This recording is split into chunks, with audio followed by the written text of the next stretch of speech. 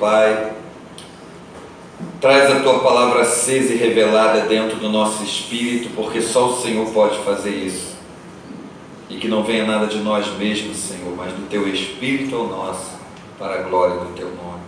Me coloco como um cano que é cortado nas duas pontas, que preciso receber, necessito receber, para poder passar aquilo que realmente vem de Ti. Eu oro assim, em nome de Jesus. Amém. Marcos capítulo 3, a partir do versículo 31, a família de Jesus diz assim: Chegaram então seus irmãos e sua mãe, e estando de fora, mandaram-no chamar. E a multidão estava sentada ao redor dele, e disseram: Eis que tua mãe e teus irmãos te procuram, e estão lá fora.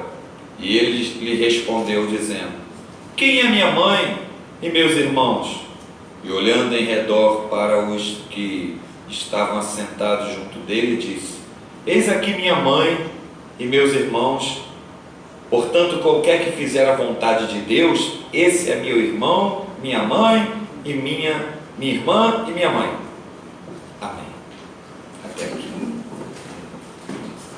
Primeira coisa que a gente não pode deixar de falar, né? Logo de cara fica marcado.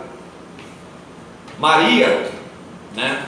Para alertar aí os católicos que acessam essa mensagem, Maria não morreu virgem. Maria teve filhas e filhos. Estão aí fora tua mãe e teus irmãos. E os irmãos que estava se referindo era da parentela genética. Maria teve filhos e filhas. Então aquele papo que eles ouviram a vida inteira, né? Santa, abre aspas aí, Santa Maria, Mãe de Deus. Deus não tem mãe. Rogai por nós. Não, ela não roga por ninguém. Maria não pode interceder por ninguém. E nunca intercedeu e nunca poderá. Quem era Maria? Bem-aventurada entre as mulheres, a qual o Senhor Deus Todo-Poderoso, na sua onisciência santa, resolveu separá-la para que dentro do ventre dela fosse gerado Jesus. Por que isso? Porque Deus não transgride as regras que Ele mesmo criou. Que para uma criança vir a essa terra tem que ser gerada dentro do ventre de uma mulher. Só quem tem útero é mulher. Homem não tem útero. O que quer se passar por homem, o que quer se passar por mulher, entra em estágio de abominação aos olhos de Deus. A Bíblia diz que Deus criou macho e fêmea. É a Bíblia que diz, não sou eu que digo. Então, se a Bíblia diz, eu fico com o que a Bíblia diz. Ponto final. Essa é a primeira questão. Tua mãe e teus irmãos estão aí fora te chamando. Aí ele olha para a multidão que está em volta, para o povo que está em volta dele lá na mesa, sentado. Quem é minha mãe? Olhou para eles. Ali era uma lição que o mestre estava deixando. Quem são meus irmãos? Minha mãe, meus irmãos, minhas irmãs, minha mãe. Ele estava se referindo a... Sabe quem são os meus parentes? São todos aqueles que fazem a vontade do meu Pai que estás no céu. Quem aqui é filho de Deus, filha de Deus? Levanta a mão e dá glória a Deus. Glória a Deus. E prestou atenção na frase que eu coloquei? Filha de Deus, filho de Deus. Por que nós somos filhas e filhos de Deus? Porque nós fomos o quê? Adotados por Deus Pai, através do resgate feito pelo sangue de Jesus. Hoje eu estava andando pela rua, próximo ali à rua Marquês, aqui, descendo um grupo, estava com um folheto na mão, aí um se destacou deles, veio na minha direção para me entregar um folheto. Quando ele foi me entregar, eu falei: me fale do plano da salvação, sem que eu precise te fazer nenhuma outra pergunta. Ele falou: Jesus é o caminho, é a verdade, é a vida, sim, mas como é que isso tudo começou? Me fale do plano de Deus. Por que Deus enviou Jesus? Eu comecei a conversar com ele. Eu queria dar tipo um choque nele, para ele parar e falar: poxa, É o que eu digo sempre aqui na igreja. Quando for falar de Jesus para alguém, fale sem que as pessoas fiquem com nenhum tipo de dúvida, e que elas só tenham mais e mais o desejo aguçado de querer te ouvir. Aí cumprimentei ele, me identifiquei para ele. Eu também sou servo de Deus. Não sei de que lugares eles eram, de onde eles eram. Estavam com um folheto com a palavra de Deus na mão. Quem são minhas mães? Meus irmãos, disse o mestre olhando a multidão. Todos aqueles que fazem a vontade do meu Pai que está no céu. Jesus não colocou uma outra condição, né? Fazer a vontade do Pai que está no céu, ele botou em primeiro lugar, para a condição de você fazer parte da família dele.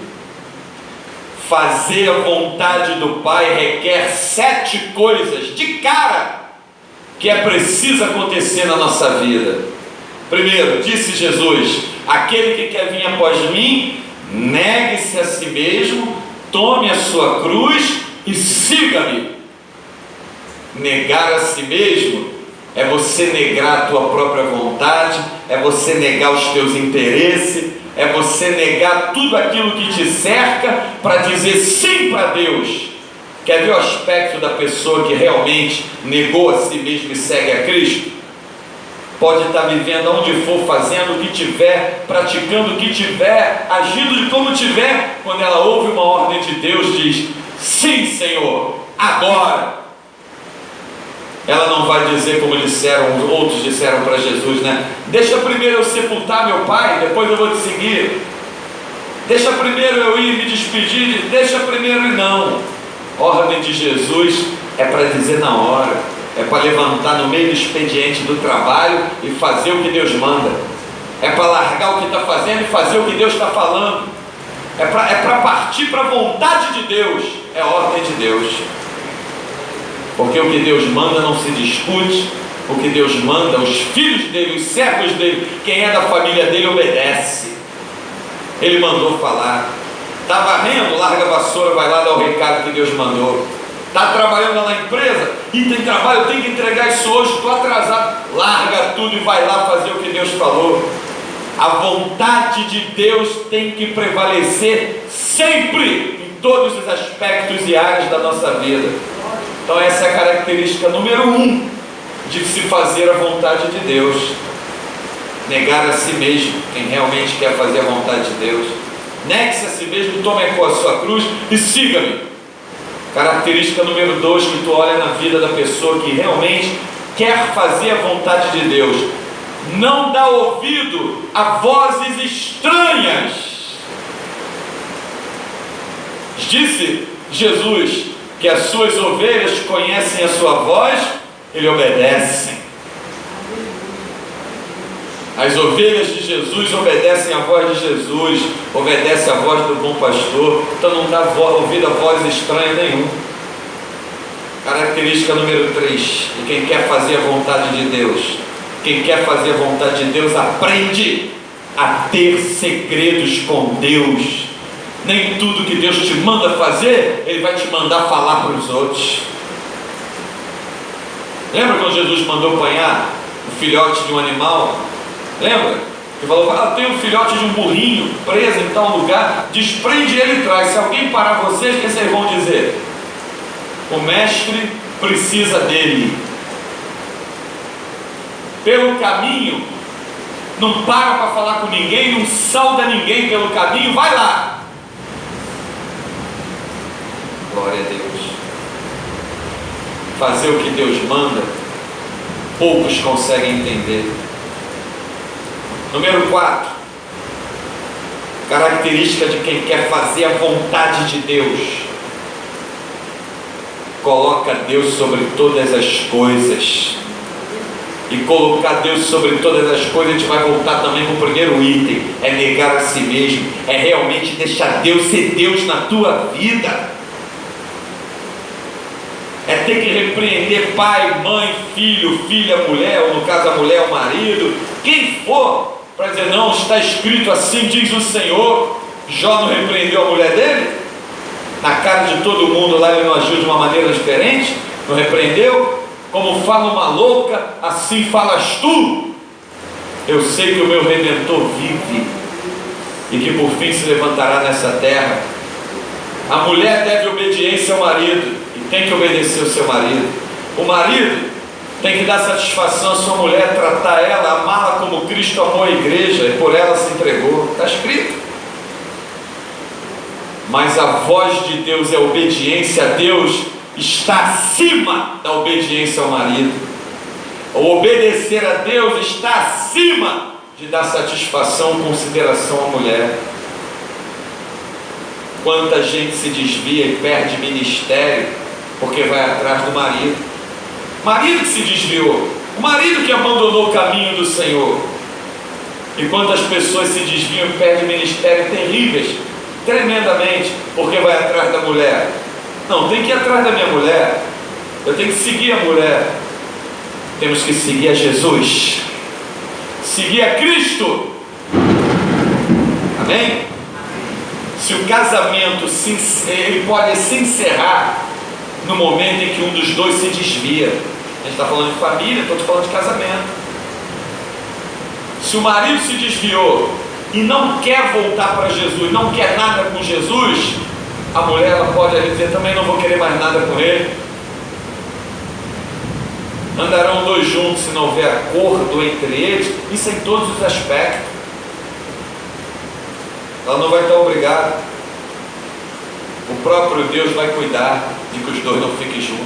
Pode acreditar que vai. Guarda bem o que você está ouvindo. Esconde dentro do teu coração. Número 5, né? Característica número 5 de quem quer fazer a vontade de Deus. Quem quer fazer a vontade de Deus não olha para circunstâncias naturais. Ai, está muito calor, tem que ir num tal lugar, assim, eu vou amanhã, eu vou depois, está chovendo muito, está muito frio, depois eu faço, depois eu digo. Certa vez um homem passou na frente de uma padaria e ouviu a voz de Deus falar com ele. Vai lá, entra ali, fala do meu amor para aquele homem, fala do meu amor para ele. O rapaz disse que ele contou com o senhor, eu vou falar mesmo, Deus está mandando, eu vou falar, mas depois, primeiro eu vou ali, eu tenho que comprar isso, fazer aquilo, então na volta eu vou passar por aqui e vou. Quando ele na volta passou por aquela mesma rua, o homem estava debruçado morto em cima do balcão da padaria.